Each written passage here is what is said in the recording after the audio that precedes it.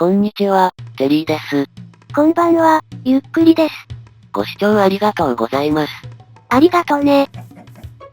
さて前回は5カ所目のジャングルを見つけ、ジャングル橋 M 探しに邁進しました。あと猫が狼に突撃したことくらいです。あと、ジャングル橋 M が遠のいたと推測してたわね。それは私の想像上の産物なので問題ありません。さて今回は、あと少しのこのジャングルの探索を終えて、いよいよキノコ島探しに再トライします。現在地は地図50枚目の西側です。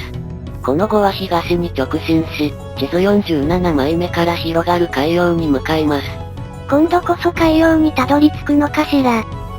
ところで、先ほどから調べているのですが、どうも花の森林との境目にはジャングル橋が生成されているんです。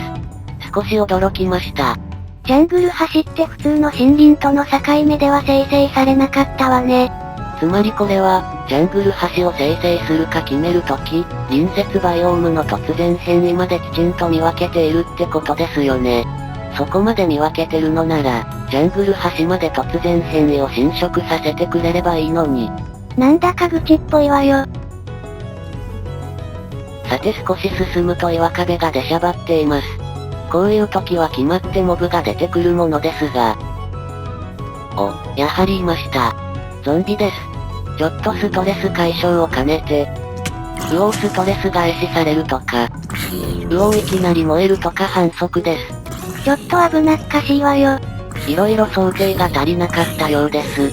でも、ドロップ品が増えるとインベントリがきつい点はしっかり想定済みです。装備なしのゾンビが落とすゾンビ肉も人参も鉄もすでに持っているんですよね。じゃがいもは？結果落とさなかったので問題ありません。さてさらに進むと、久々に村を発見しました。そういえば最近全然見かけなかったわね。まあ物珍しい気分なのでチロッと様子を見てきます。で、どうもこじんまりとした村のようで、井戸の片方側にしか建物がありません。あまり特徴はなさそうね。めぼしいものは鍛冶屋のお宝くらいのようです。ちなみに私はよく混乱しがちですが、ピラミッド企画と違ってこちらの企画で割ってちょっと待って。村のお宝取り放題よね。インベントリ的に勘弁してほしいです。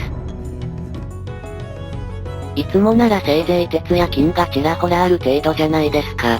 金も鉄もすでに持ってるし、だから何の気なしに開けたんですけど。よりにもよってダイヤと馬鎧とは、どちらもスルー券が私にはありません。何その新しい人権は。モブのドロップ品はただの捨てられない病ですが、こちらは持ち帰り義務が生じます。さて、もう間もなくこの5カ所目のジャングル1周です。結局1周で2時間弱ほどかかってしまいました。一つ前のジャングルの倍の時間です。それだけ広かったってことよね。ちなみに、こういう溶岩の流れ方は割と好きだったりします。一箇所の溶岩源が広がって水に達するのがいい感じです。なお、かぼちゃの時間差回収はもう手慣れたもので、待ち時間に景色を見る余裕すらあります。その余裕って時間的余裕よね。まあでも、景色を眺めることで気持ちの余裕も出てくるってものです。さてもう一頑張り。景色なんか見てるからよ。さてようやく、南コースに戻ってきました。で、このジャングルの全貌を眺めてみたのですが、やっぱり広いです。東西も南北も2キロを超えているんですよね。これだけ歩いてジャングル橋 M が見つからなかったのよね。まあこの程度ではへこたれません。私にはキノコ島探しが待っています。というわけで、ひたすら東に直進です。まずは2キロ。さらに進み、もう少しでジャングルを越えるところで、結構深そう。今度はきちんと警戒しているのね。もちろんです。未だに前々作でジャングルで落下死したことを胸に刻んでいて、特にジャングルでは警戒心バリバリです。さっき落ちたのどこだったかしら。あれはジャングル橋だったじゃないですか。で、4キロ地点到着。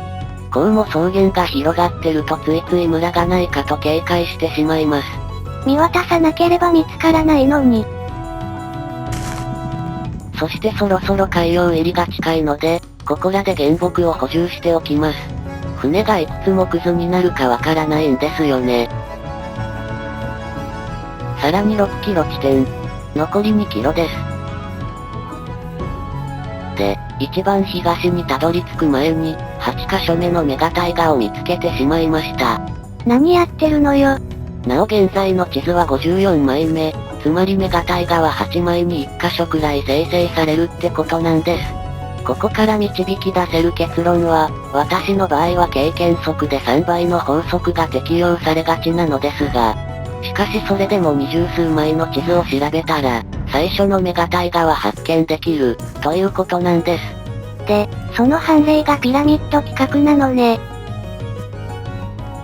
それはともかく、ようやくはるばる南コースの東端に到着です。で、さてキノコ島探しへと思った矢先にまたも村を発見してしまいました。でも恐る恐る調べてみたら、幸いなことに鍛冶屋はありませんでした。だからなんでいちいち寄るのよ。運がいいことを確認したいじゃないですか。さて、地図を南に抜けて、いよいよキノコ島探しの再トライのお時間です。もし見つかれば、初のハードコアでの冒険の時間実績解除達成。ついで残りの細かい実績をこなして、初のハードコアでの全実績解除達成が待っています。周囲の木々を見ると、トロッコ実績で消耗する原木を少し集めた方がいいかななんて。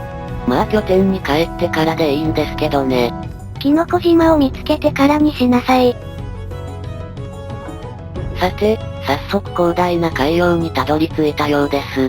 ここからが本番ですね。とか思っていたらものすごく狭い内海だったようで。まあいいんですけど。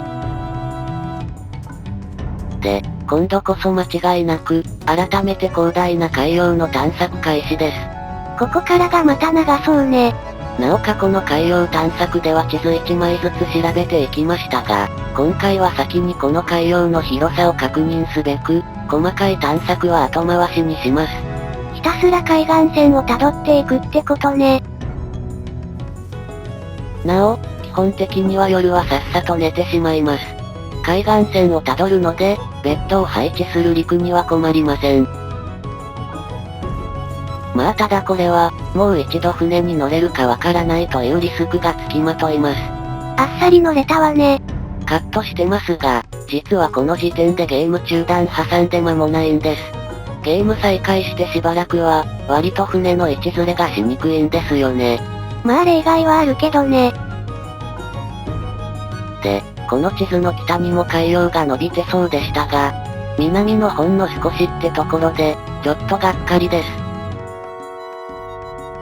それから4分、地図の北側の探索を終えて西の地図に入ります。こちらの地図だと、半分くらい海洋でしょうか。願望込みでね。そして地図中腹まで進んだところです。海洋はそれなりに広がっていますけど、こうも入り組んだ場所にキノコ島が生成されるか、微妙な気がしてならないです。南方面への海洋の広がり具合によるかしらね。で、少し進むと海洋はさらに西の地図まで伸びていました。東西の広がり具合が4キロ以上確定です。これは、くまなく探すの時間かかりそうね。でも、たった1箇所のキノコ島を見つけたらそこで探索終了なんですよ。まあとりあえず、この辺りが海洋の西端のようですが、これは、どうも様子がおかしいです。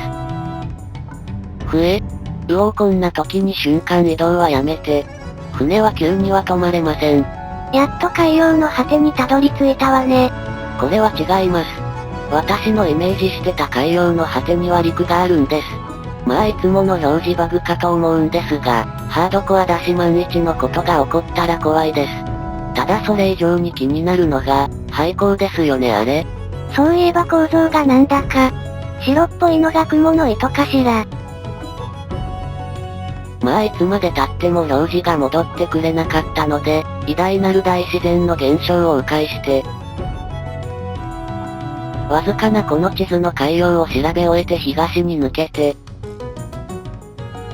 そして、やっとこの地図の南西に着きました。なおやはり、この辺りがこの海洋の西の果てだったようです。さて、ここから南の地図はインベントリにはないので、エンダーチェストから取り出さなければなりません。アイテム入れ替えをしているところで、編集都合で今回はここまでとなります。この続きのプレイでキノコ島は見つかったの？残念ながら。というか海岸を一周する前に疲れ果てました。さて次回は、ともかくまず海岸一周、ついで残った海洋を埋めていきます。その後はキノコ島の有無に関わらず、インベントリが限界ですので拠点にとんぼ返りです。では次回も頑張っていきます。それではまたね。バイバイ。